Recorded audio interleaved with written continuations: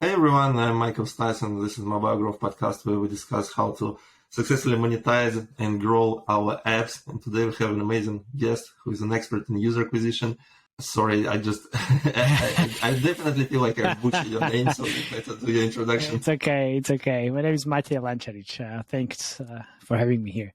All good. Yeah, absolutely. Thanks so much for joining us. And I read your post on LinkedIn about user acquisition and like your some thoughts on what happened last year, what worked and what doesn't work anymore.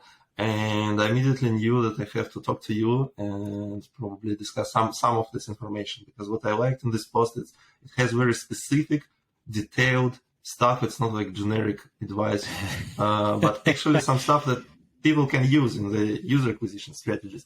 I would say, though, that most of our listeners and clients of my company, they're building mobile apps monetizing with subscriptions, and there are less of mobile games and more like utility apps, health, fitness, education, and stuff like that. But I think a lot of user acquisition stuff is very similar there, in a sense. It is for sure. You can translate some learnings from gaming to apps business as well. 100%. So I'm here. I'm eager to hear like what do you think currently works best for user acquisition, and maybe we can start with like, let's say you're just launching an app. At what stage do you think it's worth diversifying your user acquisition channels? Is it okay to just start with one channel, grow it to some level, and when do you think you should start diversifying user acquisition channels? Well, I would say start diversifying as soon as you can. And when I would, so if I'm now starting a game business or an app business, I would think about, what kind of budgets I can kind of spend on the UA side of things. Obviously, what kind of money I have on my bank account. So that's first thing. Then the second thing is I would basically start with like Facebook as a first thing in terms of the UA. Obviously, I'm bitching about Facebook for some time already, but still pretty big UA partner for a lot of games. But then as soon as I get the first data points, I would start diversifying to other channels like Google, Apple search ads as well, here and there. TikTok for sure, 100%, and then ad networks like Unity, Applavin, and Iron Source as well. So first, I guess the answer would be start with one, get the first data in, and then immediately as you get the data in, start looking into the other channels as well.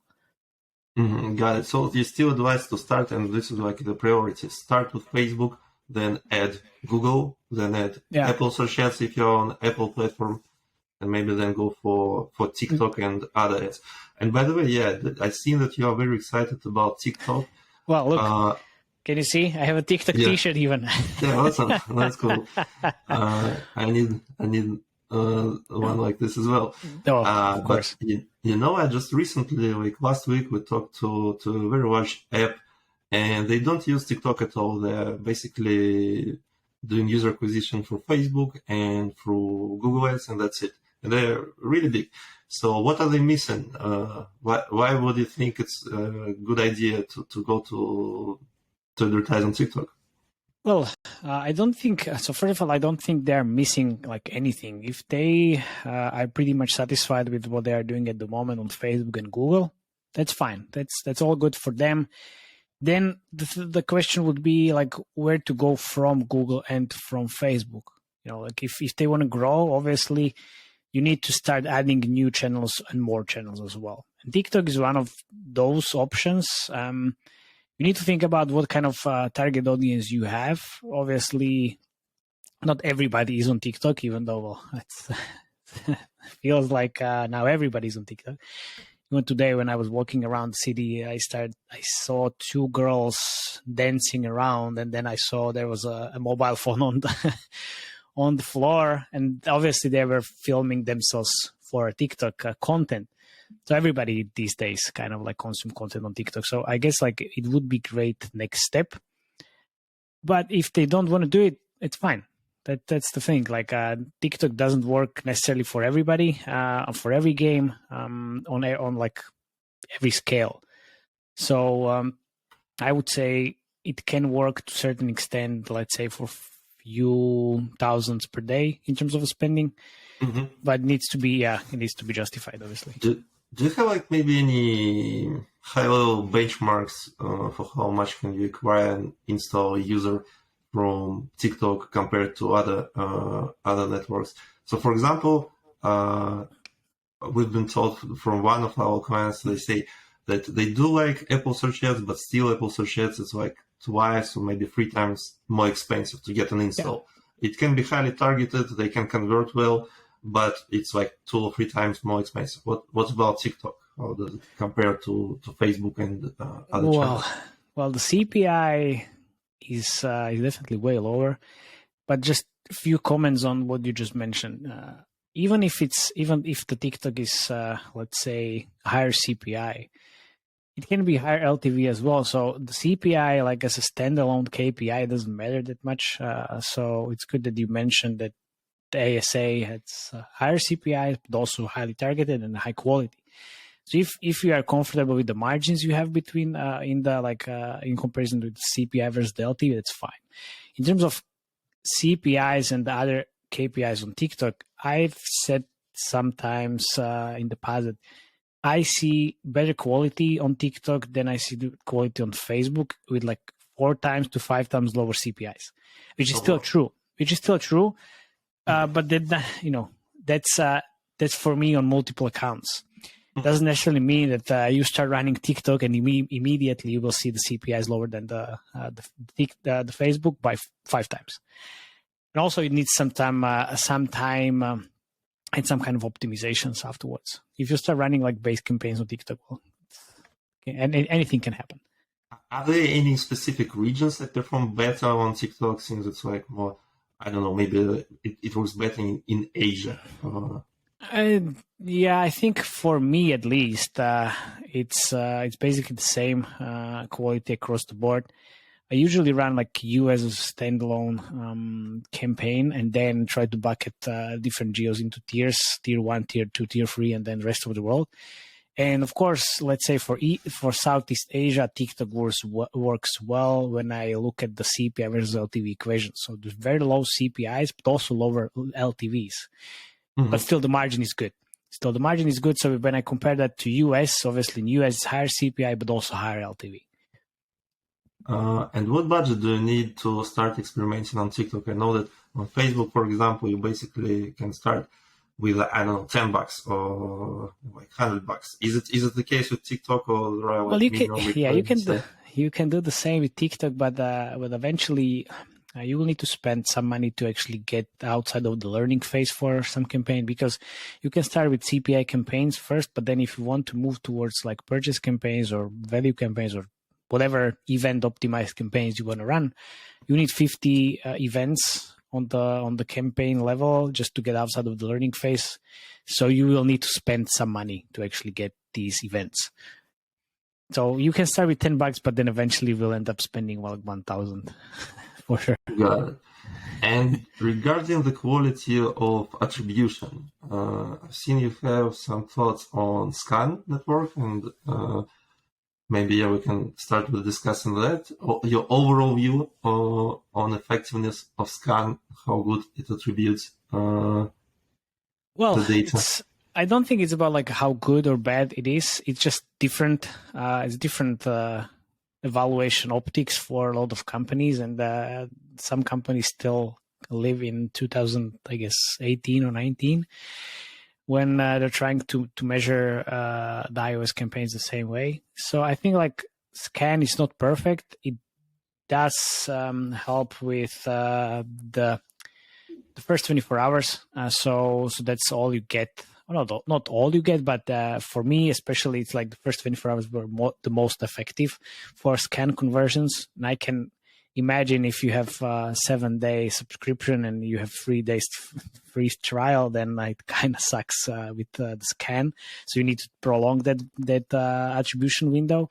But first 24 hours always been really working well. And I could even, based on the scan numbers, build an LTV models.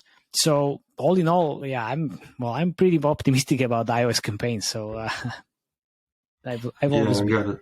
Still, a lot of our clients, a lot of subscription apps, they rely on free trials, and the minimum information they need is that the user has started a trial at least. If they have this information, then they can optimize their campaigns and so on, figure out approximate which of those trials converted and which didn't. Yeah, exactly. Because you need to send these information back to the UA channels as well for the campaign optimization. Because if you don't send anything, I mean, that's like pretty hard to actually make that campaign work or campaigns work. And what do you think about using like native advertising reporting by Facebook compared to the data you can see in MMP platforms? Well, it depends on which MMP you use, but I usually, so if I use MMP, then I connect the MMP with Facebook, and then if you run SKA network reports on MMP side and on the Facebook side, there are not that many differences, honestly, because it's like first day attribution or like 24-hour attribution anyway. So then if you see very big differences between these reports, then I guess you have something not working correctly in terms of the tracking and attribution, which might happen. I mean, I've seen this as soon as I start working with companies, I do a data check and run a campaign before spending more budgets or more money, because 9 out of 10 studios, they don't have all the tracking in place correctly set up, which happens all the time. Yeah, agreed. So I think given the complexity of all the setup, it's not easy. It's not easy, of course. Yeah, exactly. So we touched upon Facebook and TikTok. What are your thoughts on Google Ads? How effective is that? Well, Google for me is one of the top channels, of course, for Android. For iOS, not that much, because there's the delay of 5 days for waiting for some conversions to come in, which in the UA world is eternity, man. It's such a long time. So usually for iOS, I use different channels, and if I'm running out of ideas which channel to use, then I obviously start running Google Ads as well for iOS. But for Android, it works quite well. For value optimized campaigns, for ad ROAS based campaigns, or ad revenue based campaigns as well, I mean, it's one of the best channels out there. And God is my witness, I wasn't a very big fan of Google before, because it wasn't performing. And that was a few years back. But then, things changed so quickly in UA and in gaming especially. So now it's working quite well. And I would definitely encourage a lot of people just to try Google. Also think about what kind of events you are tracking and what kind of events you could potentially use in the campaign optimization, because that's important as well. And what I mean by that is UA on Google and CPI based campaigns just don't work. It's a lot of shitty traffic. But as soon as you start running up event optimized campaigns, which are called TCPA on Google, things start to change, and different events obviously bring different results in terms of the retention, profits, whatever.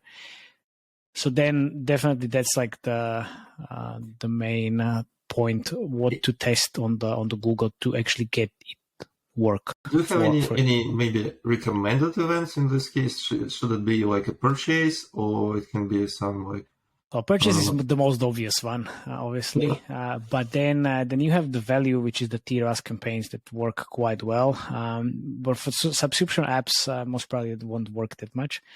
But for me, what worked quite well in the past for subscription apps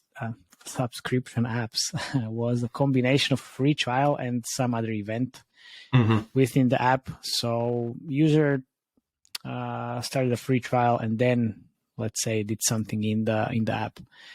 whatever that might be. So for coloring apps, started free trial, and then let's say painted like 10 pictures. And these two events combined produced better results than like the free trial alone. So these type of things. Got it. And by the way, I forgot while we were discussing Facebook and TikTok, I forgot to ask about the creatives. How do you approach creatives? It's like another never-ending topic, but maybe you can share some thoughts on this. Okay, so regarding creatives, how I approach creatives. Obviously, I work on the creatives on a daily basis for like the optimization of the campaigns, and how I approach that. It's usually I do let's say a creative history review, looking into the data, what worked, what didn't work, which creatives resonated well with the audience and which didn't, and then try to do a competitive research as well, and bringing that insights or those insights to a brainstorming session which I have with the creative team. From that session usually comes like a creative brief. So I prepare it with like 5 or 6 different creative concepts that we discussed on the brainstorming, and then it's kind of like easy. We go straight forward to production when everybody's on board with what kind of concepts we actually prepared. So it's and then it starts to be interesting, because then testing, evaluating, and then the whole process starts again usually. And when testing, do you have any, I don't know, maybe once again, high-level benchmarks like CTR? What are you looking at? How do you quickly understand that this one is good, this one is not performing? Well, I do have a few testing frameworks. Sometimes I have in mind only IPM, so installs per mile, and then I try to look not only for CTRs, but well, the IPM is kind of like a function of CTR as well. But IPM is kind of important in, like, let's say tier 4 countries, where I measure which of the creatives has the highest IPM, and then move the winner to business as usual campaigns. The IPM differs so much that even if I say I'm aiming for IPM 5 or 10, it doesn't say anything. And it's like different for different genres as well, and different accounts. So I have always like benchmarks for different game genres. So let's say midcore, if I have 5 to 7 IPM, that's perfect, or that's great. And if I can exceed that with some creatives, then I move those creatives directly into the business as usual campaigns. Then there's like one other approach which I usually use these days, and it's not that like very much testing, but that when I'm running a campaign, let's say on Facebook, and there are like multiple creatives that don't get any spend, I remove those and then just replace them with the new creatives, which is kind of like the easiest way how to do things if you are on low budget and let's say not able to produce significant like amount of creatives per week. And significant meaning like 5, which is already like super high amount of creatives. I produce weekly at least 1 creative for the games manage, which usually is enough.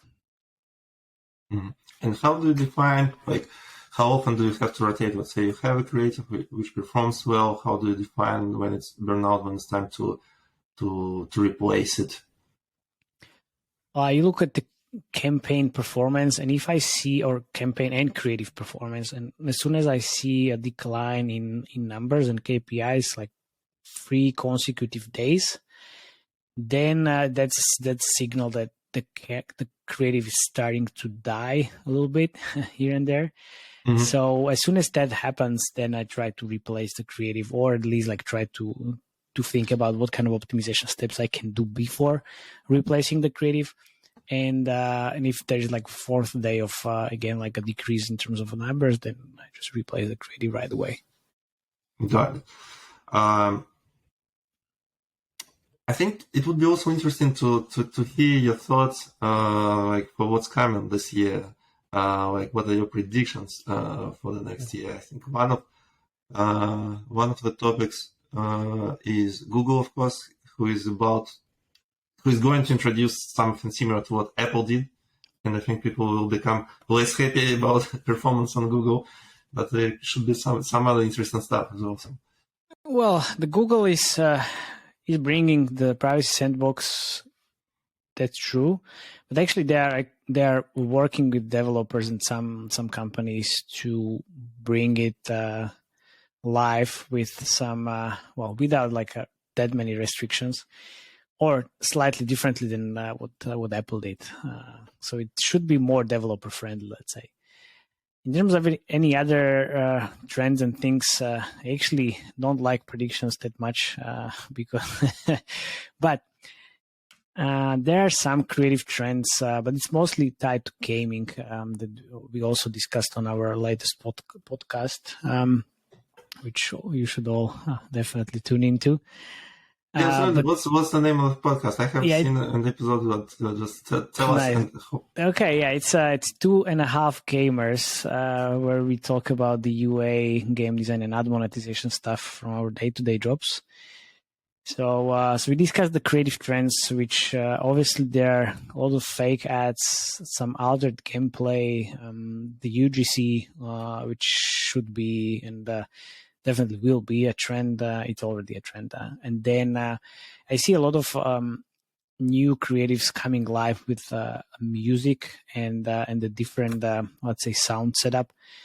That wasn't the case let's say last year at least, but now with the TikTok, it makes a lot of sense actually. And then I think more not only like a trend in terms of creatives, but as a trend in terms of workflow and like streamlining the workflow with generative AI. Obviously, like everybody's talking about it, but then it kind of helped me, especially to make quicker notes, make some better documents regarding like the creative briefs regarding player hooks, and trying to understand what kind of player motivations can be in different genres. And like generative AI kind of helped me with these activities. So I think it can help improve the workflow quite heavily and shorten some activities there. So they are like, these are like some of the trends from the creative point of view. In terms of the UA, I still believe the UA diversification is still the trend that not every company kind of leveraged last year. It's going to be even more important this year because the times when and where you spend only heavily on like one or two channels are long gone, I think.